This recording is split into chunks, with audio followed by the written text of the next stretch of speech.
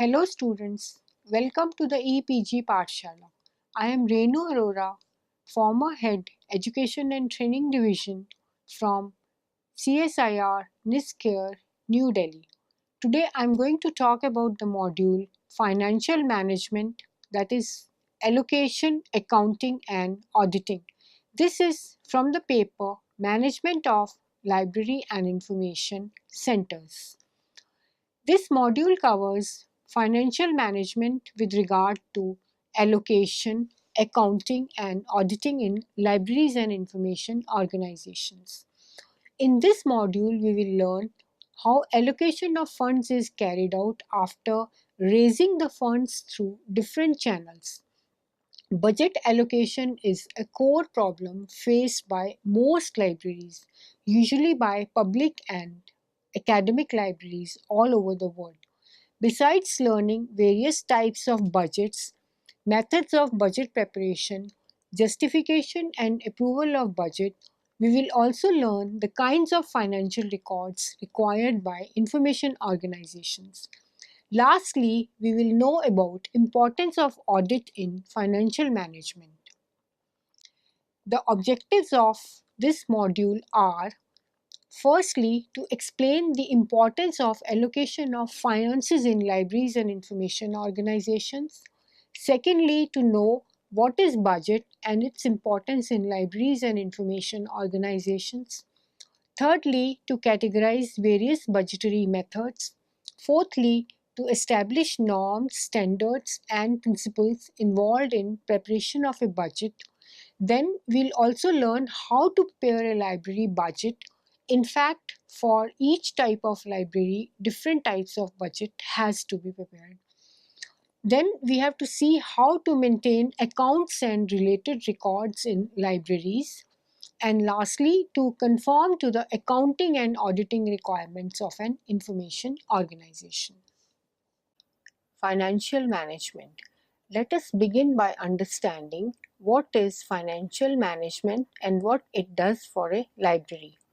An effective financial management system enables achievement of short and long-term goals of the library, approves performance of the information organization, streamlines payments for acquired resources, ensures efficient billing procedure for sale of products and services, eliminates accounting errors, minimizes record-keeping redundancy, enables compliance of accounting regulations, helps library staff to quantify budget planning, and offers flexibility and expandability to accommodate changes in other situations. Financial management therefore means planning, organizing, directing, and controlling the financial activities of the library, including procurement and utilization of funds of the information organization. It refers to applying journal management principles to financial resources of any organization. Library and information organizations use financial management to oversee and manage their income and expenditure with the chief objective of providing satisfying services to their users. Stop. Let's know about allocation of funds. Allocation of funds is dependent upon several factors, which are: firstly, to determine how libraries spend on their resources, then how much of the share of the total budget is devoted to various services provided by a particular library. Then we have to see what is the composition of the resources allocated to each of the services. What are the costs for each unit of service delivered, assuming that output measures are available? What resources could we allocate or reallocate to support an existing service or to start a new service? Then we have to see that limited funds may be available to purchase library materials. So, how should we allocate funds in such case? In addition to that, formal and informal allocation of funds can also be carried out. And besides this, perception of fairness and rational basis has to be maintained while allocating the library funds. Financial management is considered to be an integral aspect of management of any organization. Libraries and information organizations too require effective and efficient management for their financial resources. Therefore, information organizations, being not for profit making organizations, differ from other organizations as far as the financial allocation is concerned, because the manner in which the libraries operate is quite different from all other organizations. Libraries have usually been allocating their budget according to a formula based on usage statistics and cost of material. In the past few years, this approach has undergone a change due to the changing information technologies. Besides this, in the present day context, fund allocations need to be adjusted from year to year basis because of the constantly changing priorities of the institutions and the budgetary constraints faced by the libraries. Now we will see what are the bases of allocation of funds. The basis of allocation of funds is dependent on the size of the organization and its growth capability. Secondly, status of ongoing activities, whether they are long term or short term. And lastly, the mode by which the funds are raised. Funds should be allocated in such a manner that they are optimally used. In order to allocate funds in the best possible manner, the, the aspects we have just mentioned must be considered. These financial decisions directly and indirectly influence other managerial activities. It is also vital to understand the library's parent institution's resource allocation system. There are various types of systems for allocating resources, and each can accomplish this task in very different ways.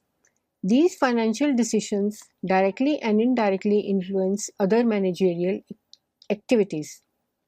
It is also vital to understand the library's parent institution's work, the manner work is carried out. Although every library's parent organization's allocation system probably has unique aspects, most fall into one of almost a dozen general categories. Library heads who know how resources are allocated to their budgets can more easily determine how to influence the parent body so that their budgets get more money. Stop. Budget of libraries and information organizations. Budget is the basic tool of financial management. A budget can be used to provide a plan stated in monetary terms, identify costs associated with accomplishing specific goals, supply a basis for negotiation and subsequent authorization, and budgets also monitor progress towards achievement of goals. Budgeting is essential to financial management process. It is the most basic tool for any librarian for communicating his/her financial plans and goals or any other goals in financial terms. It is a very useful management tool. Budgets can be developed at almost any organizational level, from that of a particular product or service to the master budget for the organization as a whole. Most librarians and information professionals usually deal at the level of a departmental budget, made up of the costs for one or more specific services or activities. A budget must be realistic, reasonable, and attainable. Let's now understand what are the budgetary items in libraries. The major budgetary items are firstly salaries, secondly training and continuing professional development, thirdly capital items, fourthly overheads, which includes all the expenditures related to building maintenance and other staff facilities, etc. Fifthly, operational costs of the overall organization. Sixthly, acquisitions, that is acquisition of all kinds of library material. And seventhly, the subscriptions, that is lot of journals and many times multi-volume publications need to be subscribed for in advance. An annual budget must be established for each library to provide a tool to project resources necessary to achieve its goals and objectives. to measure current financial performance and guide operations related to financial provisions, and to detect substantial changes in circumstances or working conditions of the organization. Various departments of the library must operate within their allocated budget. If expenditures exceed the budget, justification for such excess must be provided. A formal plan to eliminate deficit balances must also be developed. Let's examine the kinds of budget or the practice for budgeting followed by libraries. The first kind of budget that we prepare in libraries is the line item budget. Here, all the major expenditures of the library are put one after the other, and a total budget is presented to the authorities. The second one is the lump sum budget. In this particular case, the library head or the librarian is given by a lump sum amount by the authorities and asked to run the library. But then, depending on the amount given for running the librarian will again try to apply the approach of line item budgeted or any other budgeting technique. Then thirdly, formula budget. There may be certain formula devised by the authorities. For example, in academic libraries, depending on the number of students or number of teachers or other staff, a formula may be devised and amount may be allocated. Fourthly, performance budget. Depending on past years or running years' performance, the librarian or the library head may request for certain amount, and performance actually reflects what you can ask for your future. Then next one is the program budgeting. In program budget, all the library programs are put in a list, and depending on the program, amount is allocated and the total sum is submitted to the authorities along with details of the programs. Then next approach is the planning, programming and budgeting system, popularly called the PPBS. In fact, the PPBS is one of the scientific approaches to budget preparation, because here, depending on the programs which are carried out, the manner in which performance has been done, we can plan and thus present the budget. And last budget approach is zero-based budgeting. Again, this is a very methodical way of preparing the budget, and all the major organizations of the world are following this particular approach for preparing the budgets. Now, coming to the line item budget. This is the most common type of budget, and consists of a series of lines, each of which represents a different item of expenditure. The first line may be salaries and wages, followed by cost of materials, equipment and machinery, contingencies, etc. There is no hard and fast rule as to how these lines are determined, and the items specified in these lines may vary from organization to organization.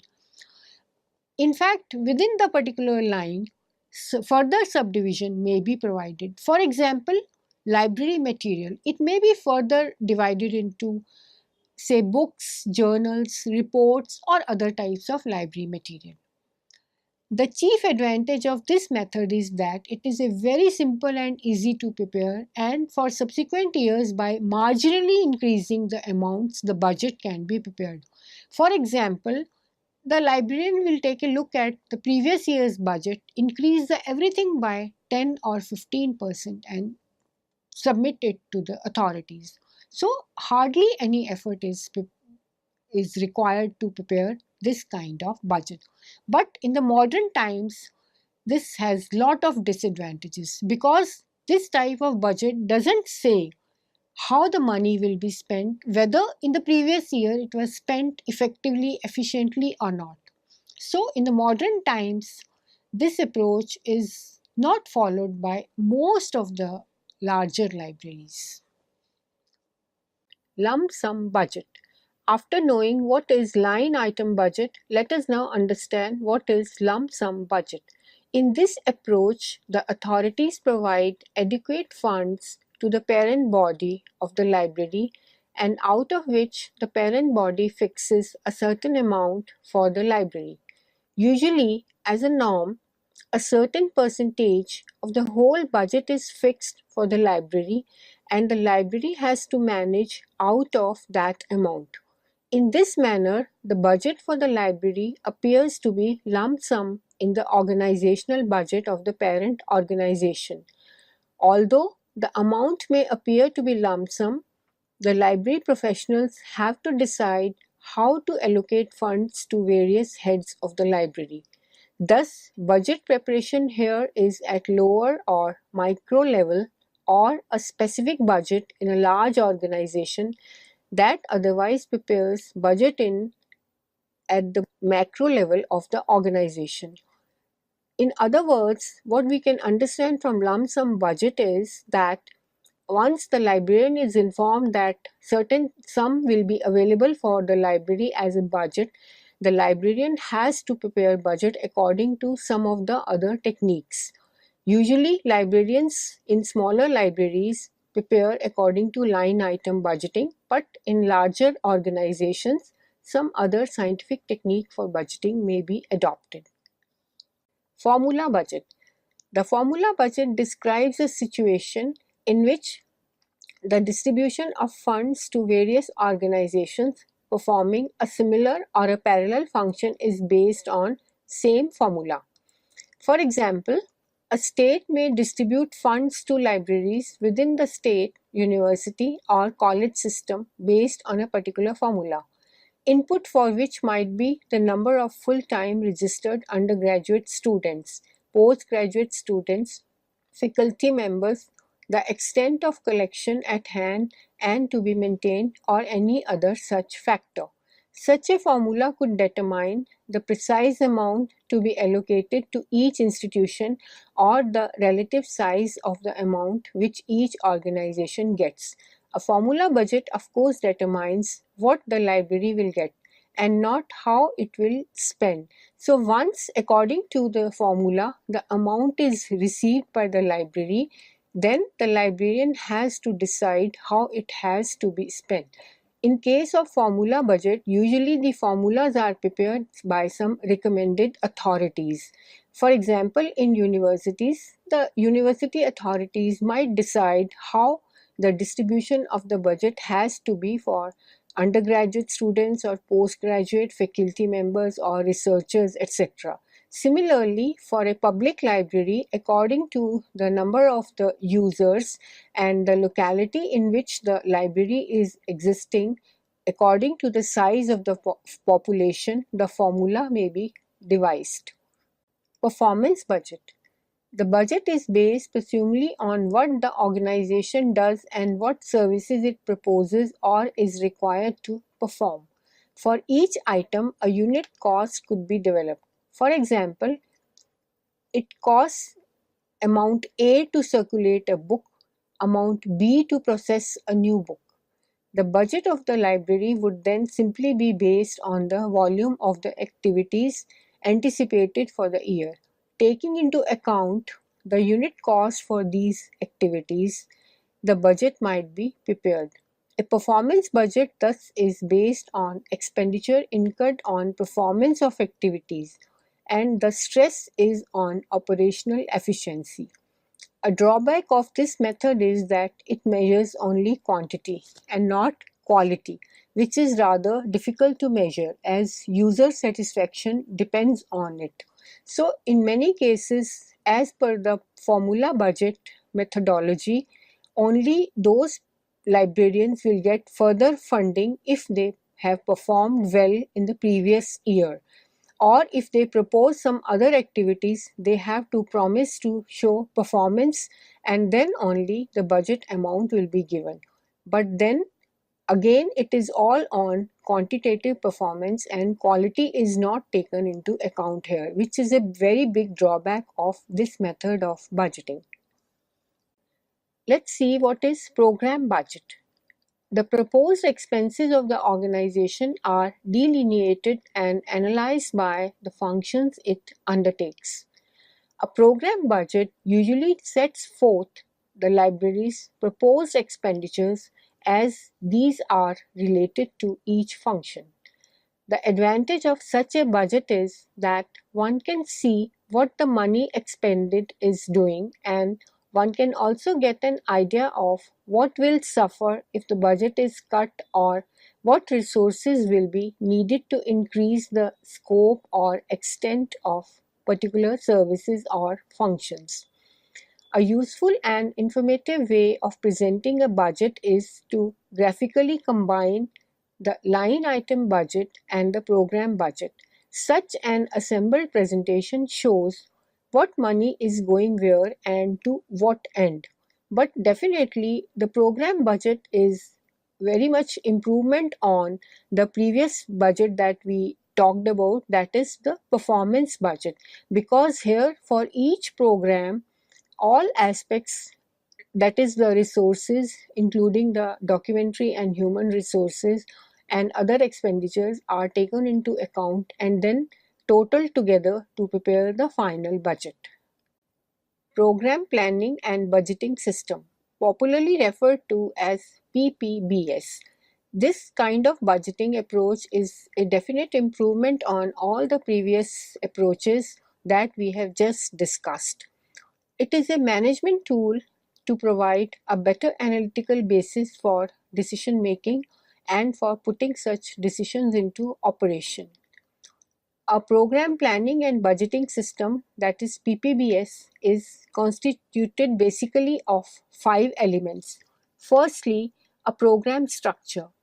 This is a classification of the courses of action open to an organization for attaining its objectives. Secondly, an approved program document. This document includes precise quantitative data on needs, resource inputs, and program outputs extending a number of years into the future. Thirdly, a decision-making process that enables the functions, rules, and timetable for the actions required by the program planning and budgeting system, that is PPBS. Fourthly, an analysis process for measuring effectiveness and for weighing alternatives. And lastly, an information system that supplies the data required to implement the system. PPBS thus involves expressing an objective and then evaluates the adequacy of different alternatives in terms of meeting that objective. The more one can quantify both the objective and the results of the different alternatives, the easier the decision making becomes. This quantification, however, is a function of the implementation of PPBS, and while a formal PPBS program is not functional without objectives and alternatives, that can be quantified in some degree. That quantification is not the essence of PPBS itself. The PPBS method therefore combines the functions of planning activities, programs and services, translating them into tangible projects, and finally presents the requirements in budgetary terms. In fact, this is considered presently to be the most scientific approach to preparing budgets. And only another method that is considered to be slightly better than the PPBS method is the zero-based budgeting system, which we will be discussing next. As we are moving towards modern technologies, the budgeting approach also requires to be modernized. So with this in view, the zero-based budgeting has been adopted by majority of the libraries all over the globe. Zero-based budgeting, popularly referred to as ZBB, is defined as a method of budgeting in which all expenses must be justified for each new period. Zero-based budgeting starts from a zero base, and every function within the organization is analyzed for its needs and costs. Budget is then built around what is to be done in the coming year, regardless of whether the budget is higher or lower than the previous one. In case of conventional budgeting system, previous year budget is used as a baseline and is usually adjusted to reflect current situations, and justification is given for increases in various activities, etc. In case of zero-based budgeting, each unit of the budget must be justified and placed in a hierarchy. Activities are broken into packages and funds are allocated in their package hierarchy until funds are no longer available in the cutoff point. So basically what is being done is that each activity of the organization or each project, etc., is given the name of a decision package. And for the decision package or for the project or the activity, all the resources which are required are allocated. This includes the shared resources also. In fact, if certain resources are being shared by several activities, then the percentage is indicated.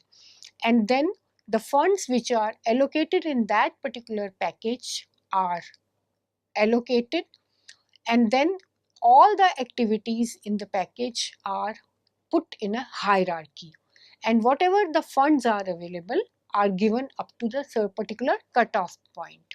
And after that, if no funds are available, the activity may not be carried out, but if funds are forthcoming, then activity may be continued. We have already seen what is zero-based budgeting. Let's understand the basic steps of zero-based budgeting. In zero-based budgeting, two important steps are firstly identification of the decision packages and secondly ranking of these packages. In identification of decision packages, the package identified should be the lowest unit for which a budget can be prepared. It requires a description of each activity with that management unit. This process of description requires the identification of goals and objectives, a statement of alternatives, the reason for the activity, consequences of not introducing the package, detailed measurement of performance, and the cost of the activity. After a decision unit is identified, a series of decision packages is identified, each including goals and objectives and so on. The process of specifically identifying decision packages focuses on the best way of doing things, either by saving costs of efficiency of service. Once the decisions or the alternatives have been suggested, quantitative measures must be established to monitor output, which is usually expressed in financial terms. With all the decision packages developed using the objectives as guides, these are ranked in priority order and are presented for approval or rejection, the decision being based on position in hierarchy and affordability.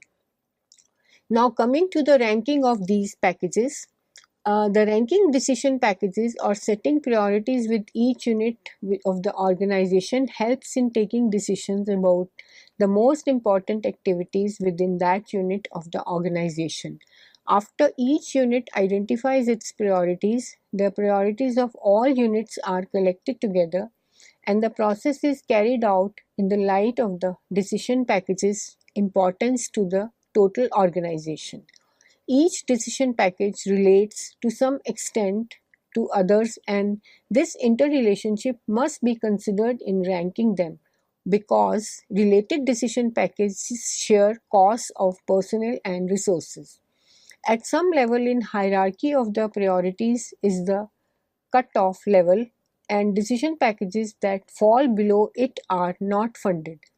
Because setting priorities at the organizational level involves every unit within the organization, it is important that guidelines be established for ranking purposes.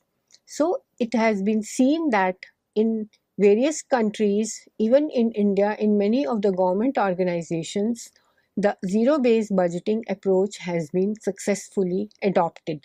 And basically, all the programs of the organization are put in order and they are considered as kind of decision packages, and these packages are then ranked or these programs are ranked, and then accordingly the activities are carried out. Let's now understand the budgetary standards and norms. For establishing budgetary norms and standards concerning distribution of funds to libraries, there are certain major items of expenditure which are to be taken into consideration. These norms and standards differ from library to library. Norms are only applied as guidelines, as each library has to go according to the rules and regulations of its parent body, and the norms as eventually decided by its authorities are to be considered for the purpose of budget making. The chief objective of any library is to provide services to its users in the best possible manner. With the increase in costs of reading materials and increase in salaries, the budgets should also keep pace. The library budget should also be prepared keeping in view the demands made on the library. Let's now learn preparation of a library budget. This involves a few aspects. Firstly, we have to calculate the library expenditure. Secondly, we have to see what are the contents of a budget document. Thirdly, there are certain principles of making a budget, or these are referred to as principles of budget making, then justifying the budget request, and lastly the approval of the budget, which has to be carried out by higher authorities. The preparation of the budget is the responsibility of the librarian or the library head or the chief or the information professionals who are also entrusted with the job of administering the allocated funds within the library's overall programs and activities. The details about the items on the budget and their justification form part of the budget preparation process. But justification should not be limited to any single time frame.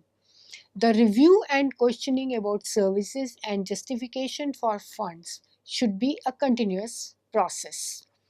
The proposed budget should be fully supported with proper documents justifying the proposals and linking these with approved plans.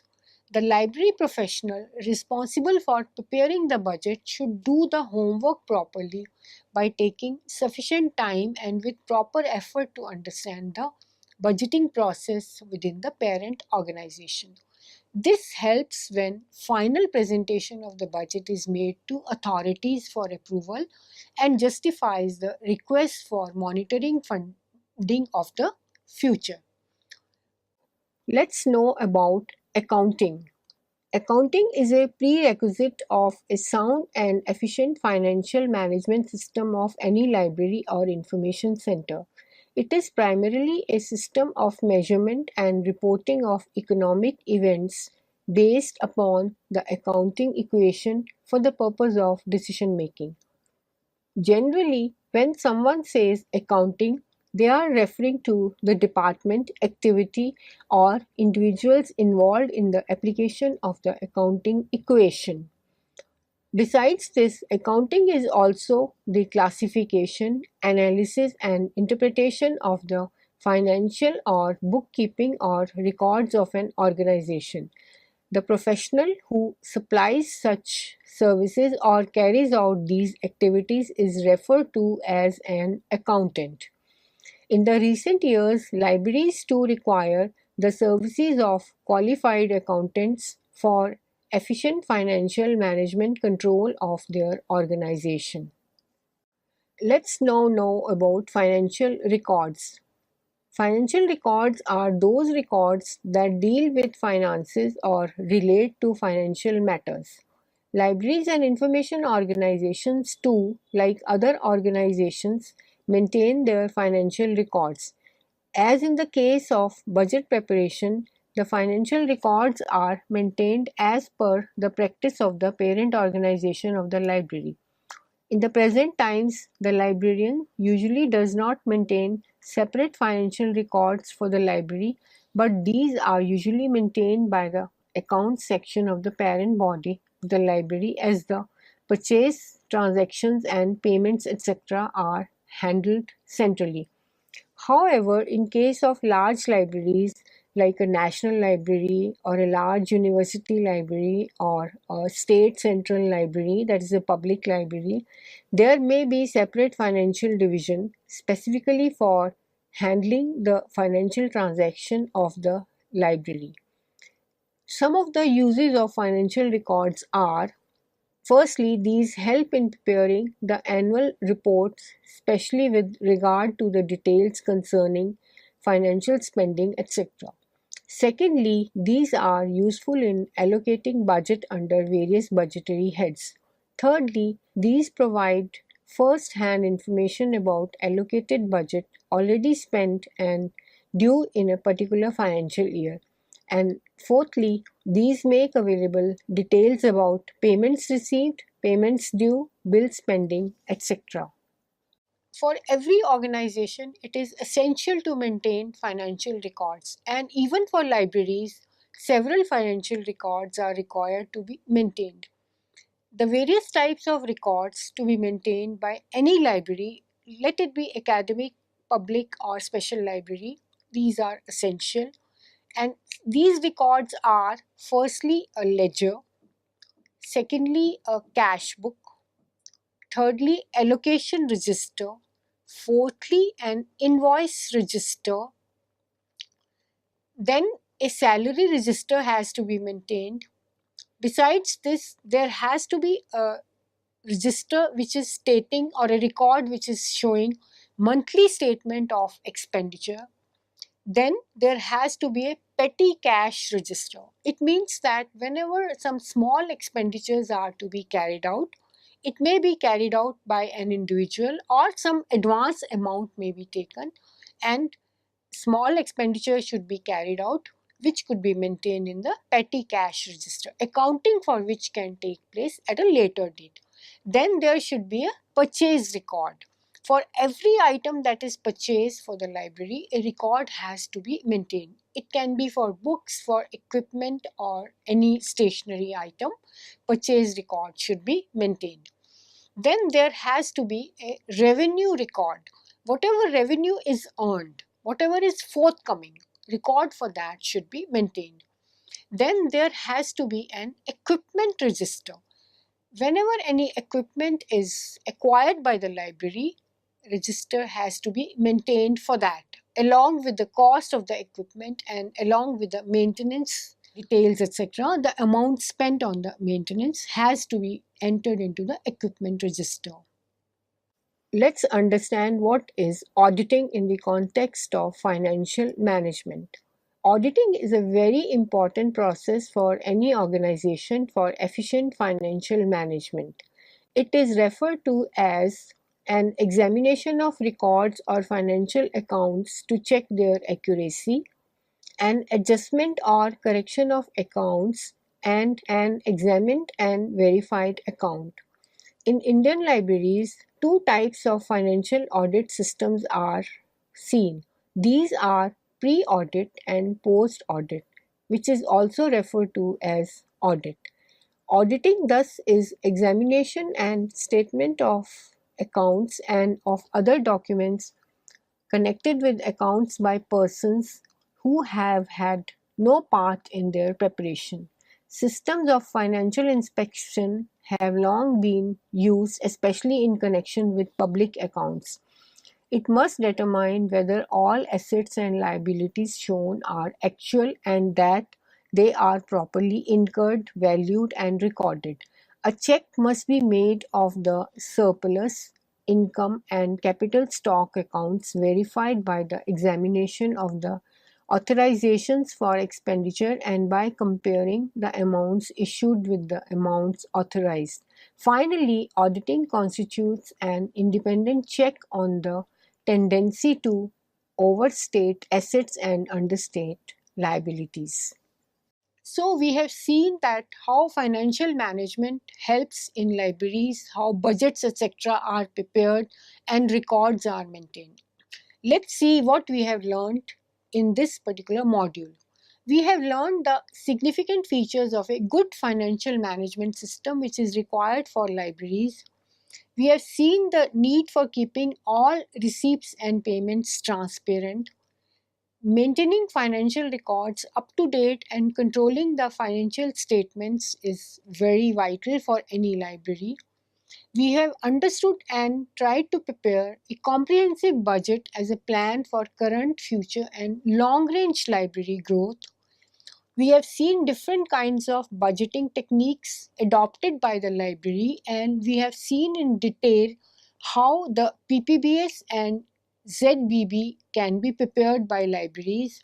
And lastly, we have seen the importance of audit in financial management. We have also given other details and methods of preparing budget for various kinds of libraries in the e-material. You can also find references and web references in your course material. Thank you.